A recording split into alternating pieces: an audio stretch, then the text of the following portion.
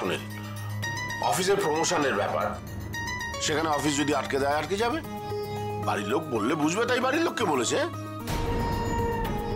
শিপ্রা, ওই দিন ওই গণেশ বিসর্জনের ছিল না, আজ আমাদের বাড়িতে দুর্গাপুজোর মিটিং, সেখানেও নেই। পুরো ব্যাপারটা কিন্তু আমার ভালো লাগছে না। ছাও না দাদা, একটাই তো দিন, পরের মিটিং এ না হয় থাকবে। তাছাড়া দাদা তো বললো যে অফিসে পার্সোনাল কথা আলোচনা করা যায় না। হ্যাঁ বাবা, আমরা বরং কাজের কথাতে আসি না। আর তাছাড়া দাদা এলে দাদাকে সবকিছু আপডেট দিয়ে দিলেই তো হবে। কি জেঠু? হ্যাঁ, সেই ভালো। শোন, পুজোর বাজার, তার লিস্ট, দশকর্মার ফর্দ সমস্ত দশকর্মার দোকানে পৌঁছে যাবে ঠিক মহালয়ের আগের দিন নিয়ম মাফিক। আর ডেকোরেশনের দায়িত্ব তো তুই দেখে নিবি। আচ্ছা, এবার পুজোর ভোগের লিস্ট কিন্তু আমি করব নিজের হাতে। গত বছর কিন্তু শেষ দিকে খুব ছোটাছুটি হয়েছিল। তাহলে আমার রেসপন্সিবিলিটি হলো ইনভাইটিদের, মানে কাদের কাদের ইনভাইট করবো সেই লিস্টটা। বড় বৌমা, ওটা কিন্তু তোমার রেসপন্সিবিলিটি থাকবে। তুমি কোনো লিস্ট করেছো? হ্যাঁ হ্যাঁ বাবা। এখানে তো দেখছি ইনভাইটি লিস্ট 150। তুমি লিস্টটা করেছো বড় বৌমা? কি হলো বড় বৌমা,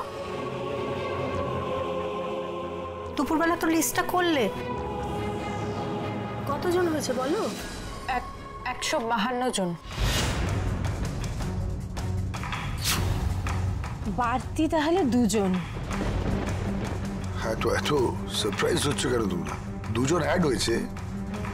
আর কাদের ইনভাইট করেছো বড় বাবা?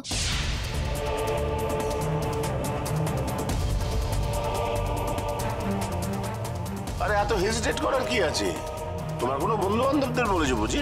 ও, বন্ধু বান্ধব মানে ওই ফের আবার বসতে পার্টি, তাই তো?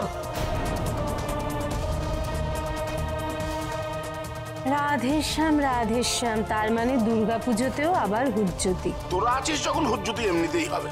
থাম তো, কাকে বলেছে সেটা শুনতে দে। কি হলো বড় বাবা, বলো। এবার আমি সোনালি আর ওর স্বামী অমিতকে রেখেছি নিমন্ত্রিতদের তালিকায়।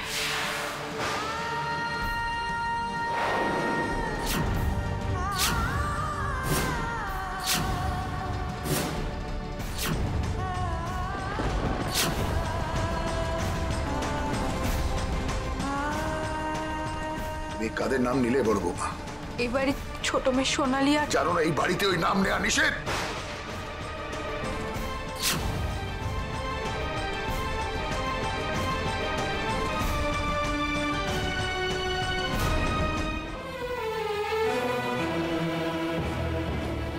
ওই জামাটা কোথায় রেখেছিস বল? দেখি তো।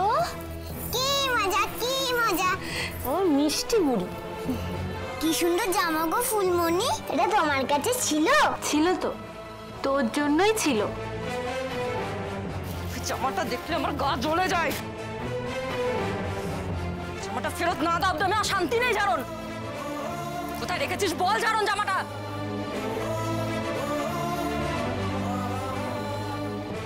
কে? ওই জামাটা আমাকে দিবি কিনা বল? কত আদর করে ফুলমণি আমাকে জামাটা পরিয়ে দিয়েছে। এত আদর তো তুমি করো না। হ্যাঁ তাই তো, মায়ের চেয়ে মাসুর তোর তো বেশি হয়। যা যা, গিয়ে থাক না ফুলমণির কাছে, তারপর দেখবি কত ধানে কত চাল। ফুলমণি ভালো মা।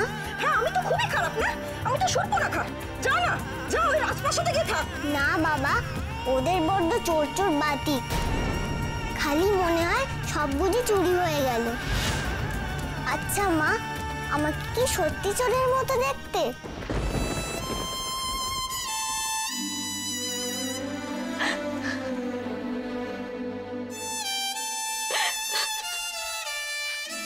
শোনাচ্ছিল রে মা, এটাই শোনাচ্ছিল। জলমুড়ি খেয়ে থেকেছি, তবুও কানের কাছে কোনোদিনও 1 পয়সাও চাইনি। তুই আমার মেয়ে জানো, তুই গরিবের মেয়ে। এক পোয়া দুধও তোকে কোনোদিনও খাওয়াতে পারিনি। তবু তুই খুব সুন্দর, তুই খুব সুন্দর মেয়ে আমার। কে বলেছে কে বলেছে তোকে তুই চোরের মতো দেখতে? কে বলেছে বল? হ্যাঁ মা, সত্যিই তো। ফুলমণি বলেছে আমি নাকি খুব সুন্দর, আমাকে সাজিয়ে দিয়েছে নিজের হাতে। তুই খুব সুন্দর মা, তুই খুব সুন্দর। তবে তবে ঝাড়ুন, ওদের ধার নিস না মা, ওদের ধার নিস না। আমি তোকে সব কিনে দেবো, তুই যা চাইবি আমি সব কিনে দেবো। নতুন জামা কাপড়, টিপ, পাউডার আমি সব কিনে দেবো মা।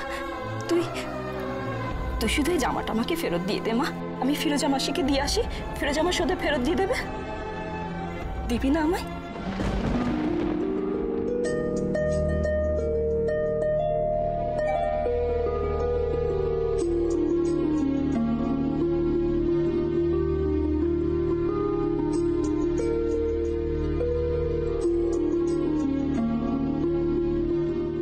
এই জামাটা না পরলে যে ফুলমণির খুব কষ্ট হবে মা।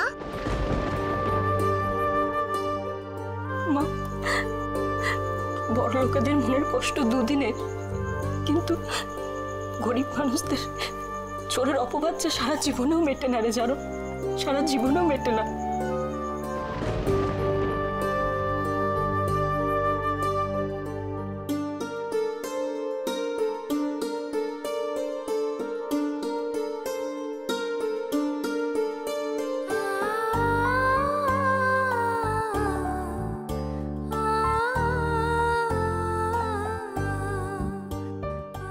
এই তো আমার লক্ষ্মী মেয়ে।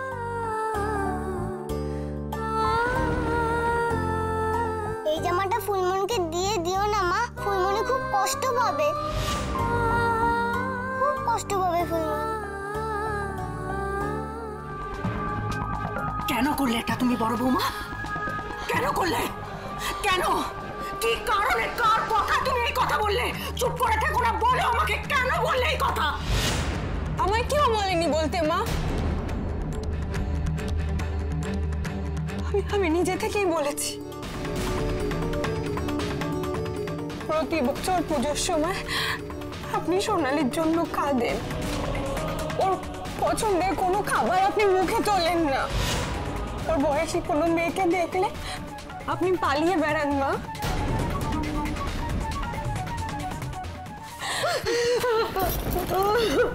আমি কি কিছু বুঝি না?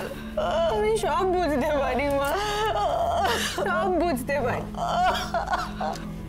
তাই আমি ভাবলাম বাবাকে বললে বাবা যদি রাজি হয়ে যান, যদি মেনে নেন। আমি সত্যি বুঝতে পারিনি মা, বিশ্বাস করুন আমি বুঝতে পারিনি। বড় বউ, সব জায়গায় যাত্রাপালা করাটা তোমার একটা অভ্যেসে দাঁড়িয়ে গেছে। দিলে তো মিটিংটাকে নষ্ট করে, ভেস্তে দিলে তো সবকিছু।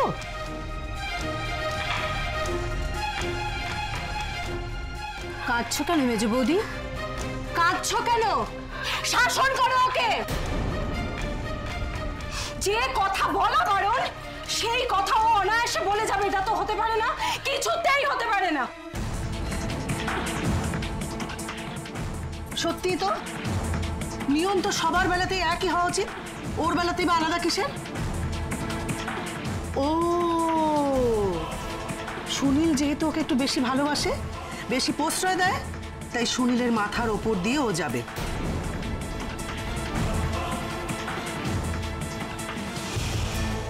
শুধু নিজের শাশুড়ির দুঃখটাই দেখলো। কই আমার এই বোনটা, আমার এই বোনটার বুকে যে কত দুঃখ, কত যন্ত্রণা রয়েছে, সে যে বুকের মধ্যে নিয়ে সেগুলো ঘুরে বেড়াচ্ছে, কই তার দুঃখটা তো কেউ একবারও দেখলো না। শুধু শাশুড়িকে হাতে রাখার চেষ্টা। এই you listen. Sir sir sir, আপনি ব্যাপারটাকে প্লিজ আর বাড়াবেন না। Shut up. এই টাকাটা তুমি ওকে দিয়ে দেবে? তার আগে তুমি এটা নাও, এটা তোমাকে বাতাসি দিতে বলেছে।